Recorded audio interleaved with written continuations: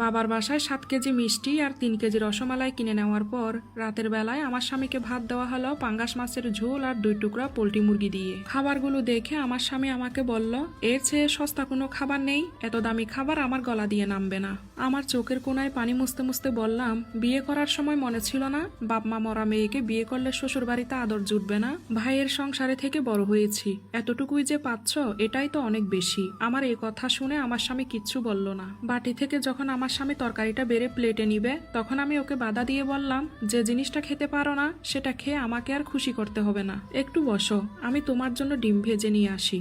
আমি ডিম ভাজতে গেলে আমার ভাবি রান্নাঘরে এসে মুখ বাঁকিয়ে বলে, ডিম ভাজছো কেন? রান্না কি ভালো হয়নি? আমি কি ভালো রান্না করতে পারি না? আমি তখন মাথা নিচু করে বললাম, আসলে ভাবি ওর পাঙ্গাস মাছ আর পোলট্রিতে অ্যালার্জি, ও একদমই খেতে পারে না। ভাবি তখন আমাকে খোঁচা মেরে বলল, বড়লোক বাড়ির ছেলে তো, তাই গরিবদের খাবার খেতে পারছে না। আমি ভাবির কথা শুনেও না শোনার ভান করে ডিমটা ভাজতে লাগলাম। পরের দিন সকালবেলা 9টা-10টা বেজে যাচ্ছে, কিন্তু তাও নাস্তার কোনো খবর নেই। এই অবস্থায় আমি আমার ভাবিকে ডাকতে গেলাম, কিন্তু দেখতে পাচ্ছি রুম তো বন্ধ আর ফ্রিজেও তালা দেওয়া। আমার ডাকাডাকিতে ভাইয়া এবং ভাবি রুম থেকে বেরিয়ে আসলো। ঠিক 10:30টার সময় তখন আমার ভাই আমাকে বলল, কিরে ছুটির দিনে এত সকালবেলা ডাকছিস কেন?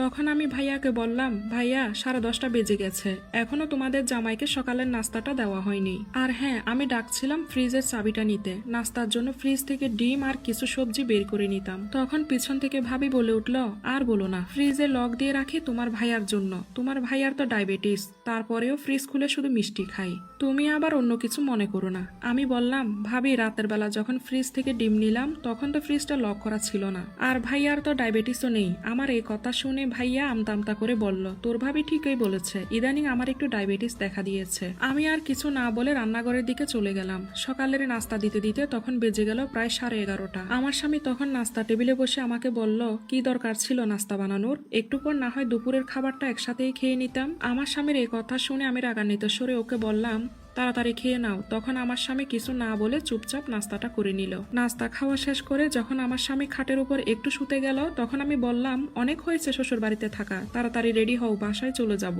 আমার স্বামী অবাক হয়ে বলল, গতকাল বিকালেই তো আসলাম আর আজ সকালেই চলে যাবে? আমি তো ভেবেছিলাম শ্বশুর বাড়িতে এসেছি কয়েকটা দিন থাকবো। আমি ওকে বললাম, তোমার আবার কিসের শ্বশুর বাড়ি? তোমার শ্বশুরও বেছে নেই, তোমার শাশুড়িও বেছে নেই, তাই তোমার কোনো শ্বশুর বাড়িও নেই। আমি এই কথাগুলো যখন বলছিলাম তখন আমার চোখ থেকে অজরে পানি পড়ছিল। নিজের বাড়িতে এসে নিজের স্বামীর এরকম অযত্ন আমি নিজেই মেনে নিতে পারছিলাম না। এরপর আমি ব্যাগ গুছিয়ে আমার স্বামীকে নিয়ে আমার শ্বশুর বাড়িতে চলে আসলাম। ঠিক সেই দিনই আমার শ্বশুর বাড়িতে একটা বিয়ের দাওয়াত ছিল, আর তা ছিল তার চাচাতো ভাইয়ের বিয়ে। আমার চাচা শ্বশুর আমার শাশুড়িকে ডেকে বললেন, ভাবি ফকিন্নি বাড়ি থেকে ছেলে বিয়ে করায়নি, মেয়ের বাড়ি থেকে আমার ছেলেকে ফ্রিজ, টিভি, মোটরসাইকেল সবই দিচ্ছে, আপনার ছেলেকে শ্বশুর বাড়ি থেকে কি দিয়েছে? আমার শাশুড়ি মা তখন হেসে বললেন, নিজের বাড়ির সবচেয়ে অমূল্য রতন আমাকে দিয়েছেন, আর কি দিবে? চাচা তখন বললেন, কেন ফ্রিজ, টিভি, মোটরসাইকেল এগুলো দেয়নি? আমার শাশুড়ি মা তখন বললেন, আমাদের ঘরে 2টা ফ্রিজ আছে, একটা নর্মাল, একটা ডিপ ফ্রিজ, আর ঘরে 42 ইঞ্চি এলইডি টিভি আছে, তাই টিভির দরকার নেই।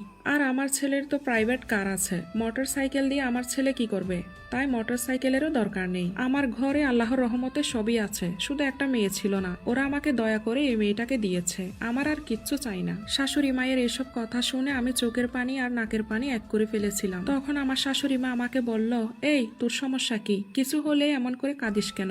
এত সুন্দর করে সেজেছিলি আর এখন সব কান্না করে নষ্ট করে ফেললি। শুন মা, 16 বছর বয়সে আমার বিয়ে হয়েছিল, ছোট্ট বয়সে দিনরাত কষ্ট করে সংসার করতাম, এত কষ্ট করে সংসার করেও কোনো সম্মান পেতাম না। শাশুড়ি, ননদ, দেবর সবারই আমার বিরুদ্ধে অভিযোগ থাকতো। এক সময় বুঝতে পারলাম আমার চুপ থাকাটাই এই সমস্যার কারণ। তারপর থেকে যে যেটা করত তাকে সেটা আঙ্গুল দিয়ে দেখিয়ে দিতাম। একটা কথা মনে রাখবি, যখনই তোর উপর কোনো অন্যায় হবে তখনই প্রতিবাদ করবি, ঠিক তখনই দেখবি সব সমস্যার সমাধান হয়ে গিয়েছে। আমার শাশুড়ির কথা শুনে আমার কান্না যেন থামছেই না। তারপর আমি আমার শাশুড়িকে জড়িয়ে ধরে অনেকক্ষণ কেঁদেছি। সত্যি এমন শাশুড়ি পাওয়া অনেকটাই ভাগ্যের বিষয়। কিছুদিন পরে আমার ভাইয়া ভাবি আমাদের বাসায় আসবে। এই কথা শুনে আমি আমার স্বামীর কাছে একটা বাজারের লম্বা লিস্ট ধরিয়ে দিলাম, দেখে দেখে সব কিছু নিয়ে আসবে। কিন্তু আমার স্বামী তখন বাজারের লিস্টটা দেখে আমার শাশুড়িকে বলল, মা আমি তো ভেবেছিলাম 1 কেজি ওজনের একটা পাঙ্গাস মাছ আর 1.5-2 কেজি ওজনের একটা পোল্ট্রি মুরগি নিয়ে আসবো, কিন্তু তোমার বৌমা যে বাজারের লিস্ট করে দিল এতে তো দেখা যাচ্ছে পুরো বাজারটাই মাথায় করে নিয়ে আসতে হবে। তখন আমার শাশুড়ি হেসে বলল, সব সময় তুই বউয়ের পেছনে লাগিস কেন, যা তাড়াতাড়ি বাজারগুলো নিয়ে আয়। আমার ভাইয়া ভাবি যেদিন বাসায় আসলো সেদিন আমি 3 পদের মাংস আর 4 পদের মাছ রান্না করেছিলাম। খাওয়া দাওয়া শেষ করে যখন আমরা ড্রয়িং রুমে সবাই বসেছিলাম তখন আমার ভাইয়া আমাকে বলল, আসলে আসছিলাম একটা দরকারে। তোর স্বামীর তো আল্লাহর রহমতে অনেক কিছুই আছে, আসলে আমার দিনগুলো ভালো যাচ্ছে না। আমি চাচ্ছিলাম বাবা মা বেঁচে থাকতে যে জমিটা তোর নামে দিয়ে গিয়েছিল সেই জমিটা বিক্রি করে বাজারে একটা ব্যবসা দাঁড় করাতে, আর তুই ওই দাবিটা ছেড়ে দে। তখন আমি কেঁদে দিয়ে বললাম, আমি কেন দাবি ছেড়ে দিব? একটু দাবি